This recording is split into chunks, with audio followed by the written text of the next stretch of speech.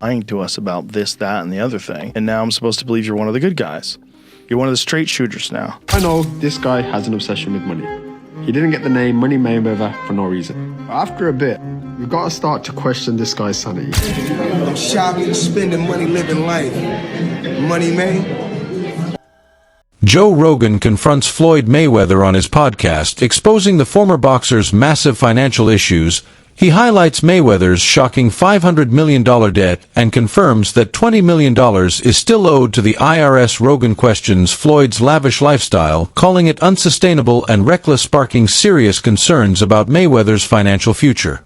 He owed that money to the IRS. How much does he owe? It's in the $20+ million range. It's a lot of money, man.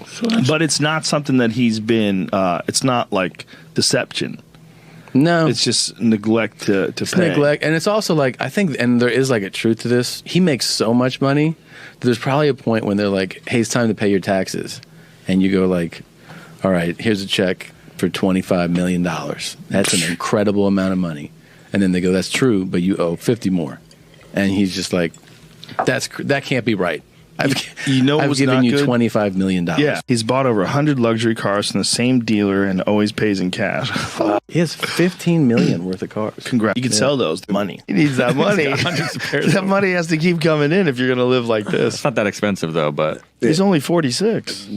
But he does this with everything, man. He's got $1 million watches. I don't think he buys every pair. Floyd Mayweather has long been known for flaunting his luxurious lifestyle, often displaying stacks of cash, designer clothes, and exotic cars on social media. However, behind the glittering surface lies a darker reality. While he continues to spend heavily, he reportedly owes millions to tax authorities and various lenders. This contradiction between his public image and financial responsibilities paints a troubling picture. It's a glaring example of how unchecked spending can overshadow even the most successful careers, raising serious doubts about the sustainability of his financial empire. How do the people around him, how do the lawyers that I'm sure that he employs, the financial people that are probably running his life, telling him to stop spending $1 million a day, how do they not deal with his taxes? Well, listen, he apparently had a tough time reading the thing, as they say. Like he didn't know what he couldn't read like that's BS. Something. That is BS. They said something Time like out. that. He is paying. I'm sure he's got a litany of people in his world. I happen to agree. Financial management people. You think so? How long before he's suing somebody for mismanagement of funds? You know that's happening. You'd certainly think so. By the way, they announced, I'll get your calls in a second, they did announce the pricing for Mayweather-McGregor. $100 for a high def, $90 for standard def. So there you go. In Floyd's earlier years, his explosive talent and technical brilliance made him a fan favorite, but over time he transformed into a symbol of wealth rather than sport. Joe Rogan observed this shift and criticized how Floyd's focus turned from competitive drive to financial gain. The transition wasn't just in branding, it influenced how Floyd approached his fights and how he engaged with the public. Rogan's remarks highlighted that what once was a pursuit of greatness became a calculated business built around controversy, bravado, and dollar signs. Floyd went from being like a real exciting pressure fighter, and he had a bunch of hand problems, to like Money Mayweather, start talking shit, just boxing people's faces off. No more hand problems, much more money. Yeah, I love what he's doing too, beating up these YouTube guys. It's crazy. I love it. It's so funny that these guys are willing to get beat up by him. Well, I think they're all delusional. And one of the reasons why people watch him fight is not because he's like Mike Tyson, just goes out and destroys people. They like watching him fight because they hate him. Because he talks so much shit, and he's like, look at my $1 million watch, look at my fucking jet, look at my house, look at this. He's like constantly showing you all these things that he has. Like he'll lay out watches in a hotel bed, like this is $1 million worth of watches. This watch goes for $2 million. And they're like, this is my small watch that I take sometimes, but when I'll show you, when I'll show up, I bring out the big boy, and it brings out this watch that's covered in diamonds. It's like $5 million.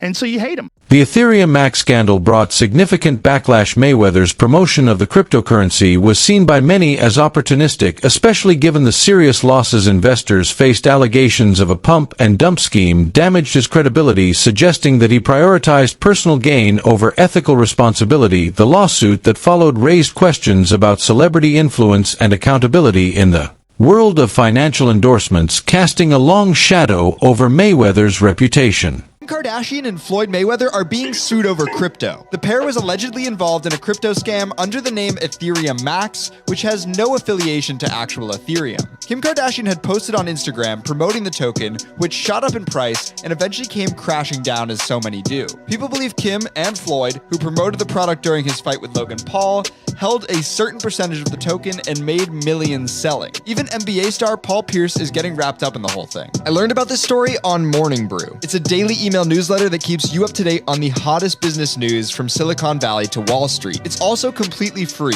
so subscribe at the link on the comment of this video to get smart fast. In response to the growing criticism, Mayweather has remained largely unapologetic. He continues to post about wealth and success as if insulated from public discontent. However, this strategy may backfire. The more he tries to project control and dominance, the more it highlights the contrast between his image and the controversies swirling around him. And everybody in the crypto world is competing with one another.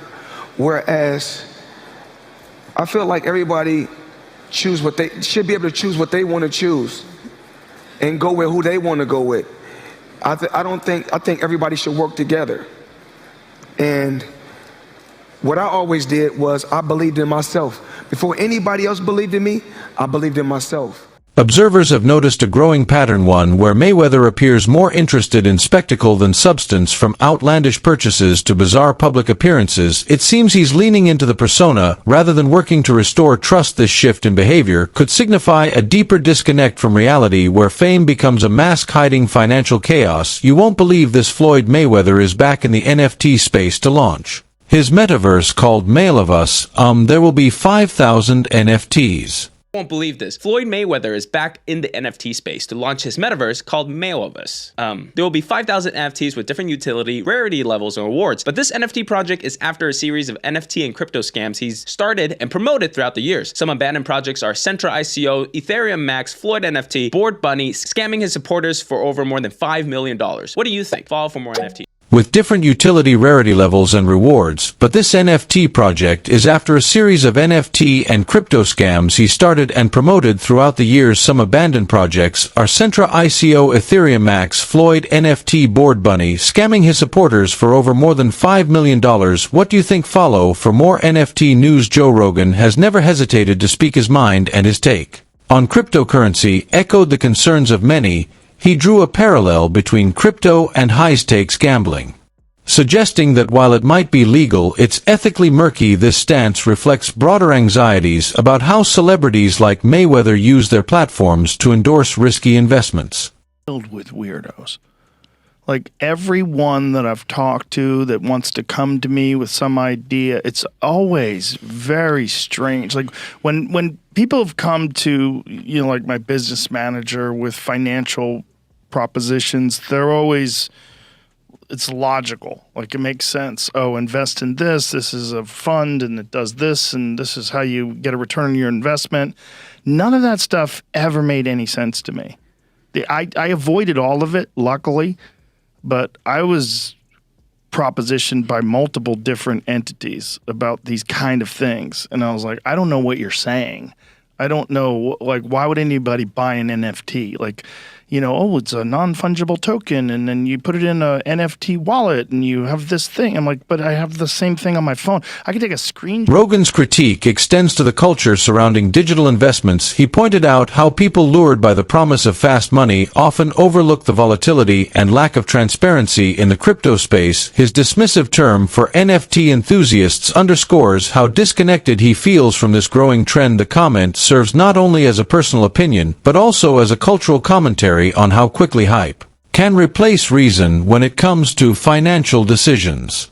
Seems like it's legal gambling is what it is. And it seems like, even though it's horrible to do and very unethical to dump it, to pump and dump it, it seems like that's legal for some weird reason. Yeah. Because I know that's the turmoil around the Haktua coin. I want to start by saying Thank you to all my true fans and all the people that actually watch my stuff and they keep up with me. We're trying to sort out all the pieces and stuff to like get all this figured out and make everything right. Oh my God, I'm gonna cry. No, don't cry, don't cry. That's the fear about the Trump coin, and because anybody can kind of make money now, which is so strange. And we're like, we make a JRE coin. What if we didn't dump it? What if we didn't pump and dump it? Like, what would it be for? How can you just do that? How can you just regulations have not caught up yet, right? So, and you see that any new emerging business, industry, technology, I think there are people who look and go, there's an opportunity here because, regulatory policy hasn't caught